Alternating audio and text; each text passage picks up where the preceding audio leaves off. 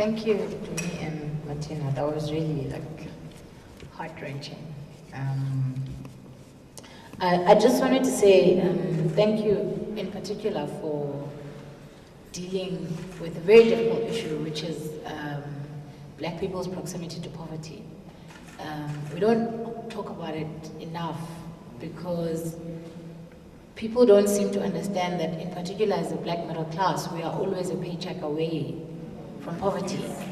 And even if we are not a paycheck away from poverty, we have proximity to poverty in terms of our family members. I mean, I was just listening to you talk about how you would struggle to articulate the drama and the multiple things that were going on in your life. And I was just thinking about how I've had the same issues where you're trying to tell a friend that, my sister's unemployed, she's not interested in going to school, and on the other hand, I've got this cousin whose family died and now we're looking after her, and on the other hand, there's this and this happening. And when you try, and as you say, it becomes difficult to just have that conversation with a white person, so you end up having to repackage your own life and retell it in a way that makes sense to somebody who's not of the culture. And I think that to me is a very big barrier that we end up, not being able to go through. The idea that I have to repackage my life in order for you to understand me and my complexity. I mean, one of the funniest thing that some of my so-called white friends will say to me is you are a successful Black, why are you so angry? You have made it in the system. Why do you continue to have this anger? Why do you feel so passionate about poverty, so passionate about, the place of the Black woman? And I always have to remind them that in every space that I am, my Black womanness comes first. And because of race and class conflation in South Africa, my poverty is always present. Whether I have or I don't have the money, because I'm seen as poor because I'm Black. And I think that's just one of the things that we need to talk about, and I'm really glad that you guys brought that out.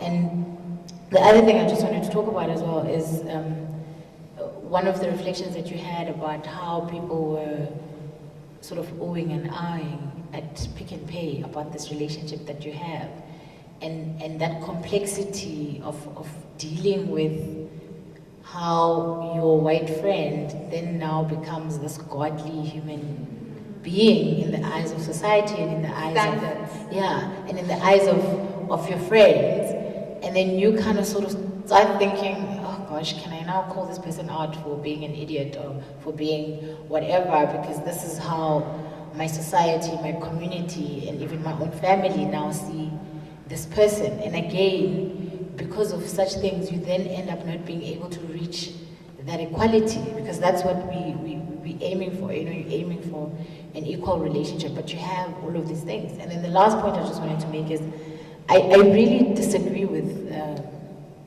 Dr. Vuhlebe. I believe that when we meet as Black people and as white people, and that's Black in the Black consciousness sense, especially in South Africa, everything is racialized. Every single interaction is racialized. Whether we want it to be or we don't want it to be, it's racialized. Because in South Africa, we talk about domestic violence, but it's a picture of a Black woman. We talk about abandoned children, but it's a picture of a Black child. We talk about any issue that you can think of. So any problem that you can have instantly becomes racialized. And when you conflate race and class, it becomes even, more complicated. Yeah, thanks. I'm Asanda, by the way, sorry. So round of response, and then we'll have one or two more. We have a little bit of time. We want to take the response. How do you negotiate this with your family and your culture? Do you have a white friend? Okay, look, I mean, some of the comments were just that, comments and not really questions for us. But I'll pick on some of the things that were said. So for what you've just said now, Asanda, is that there's this. I mean, this has happened in our dialogue group as well. Asanda's part of the dialogue group that we have. We have a group. It's called This Dialogue Thing, We've been in conversation around issues of race for about 5 years now. We meet every month at each other's homes, and sometimes more than once a month, to just tease out, these issues of race. And that there's this assumption, from white people that so for instance, me being in the space somehow removes me from the reality of somebody that's living in a shack in Guguletu, just by my being here. I'm not those blacks. I'm this black. It's as if I think it goes to this issue of, poverty porn. And if I'm not wearing my poverty for you to see, then I can't be part of those people, And these are some of the issues that we've had to deal with in our dialogue group as well. It's like, I've not been able to connect with the kind of, the black person from, it's like, but I am that black person. There's not a difference between the black you're talking about and me. This is my life. Just because I don't go, wearing it on my skin for you to see does not remove me from that reality. That's my reality, But unfortunately, because of, the issues that we have in South Africa, and particularly in Cape Town, I have to make my way from that place and literally transport my whole being into this space. But it doesn't remove me from that space. And I think the other issue was how do you negotiate that space where it's not just between the two of you and your family. And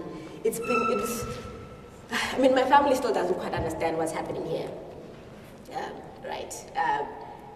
Oftentimes people they don't know how to make sense of us, so it's either we are in an intimate sexual relationship, we're lovers, or I'm her domestic, or whatever, but it can't be just friends,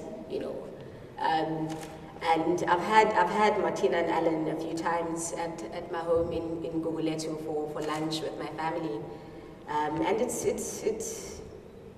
it was interesting because I felt in that moment I felt quite different to how what you've expressed. It was watching them go through what I go through when I'm in their spaces. Just I could see how hypersensitive they were about everything. Like for instance, my mom would go to Alan and say, Alan, as the man, you can dish up first. And I could immediately see Alan just freaking out, like, I'm a white man and now I must dish first.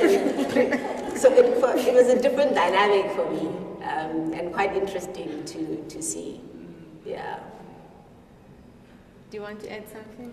Well, I can't speak from that side, I can only speak from my side. And we've been talking about it a little bit because, funnily enough, we just asked that question this morning.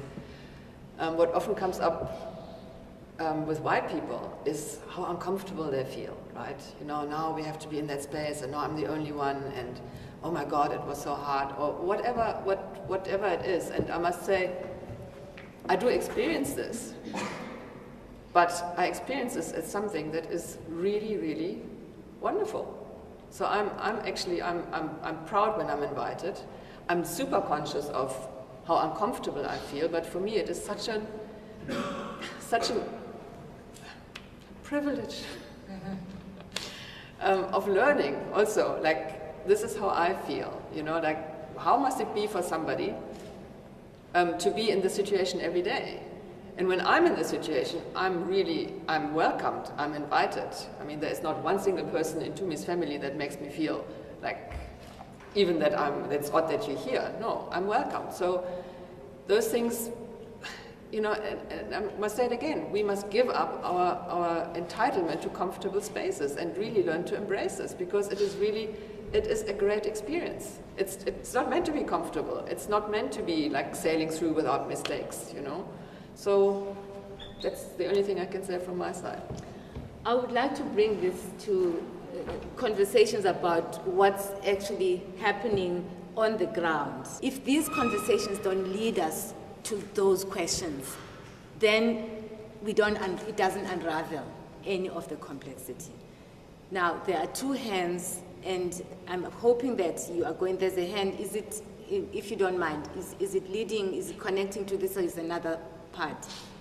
is another part. Do you want to connect? Please bear with me. And so we'll do 3 responses to this question, because it's really bringing us to what is going on to this question. What's going on here? So there is a Sanda, there is a Julie, with your hand up, and then Bushe. Can you just deal with that, and then we'll come to you? Do you mind?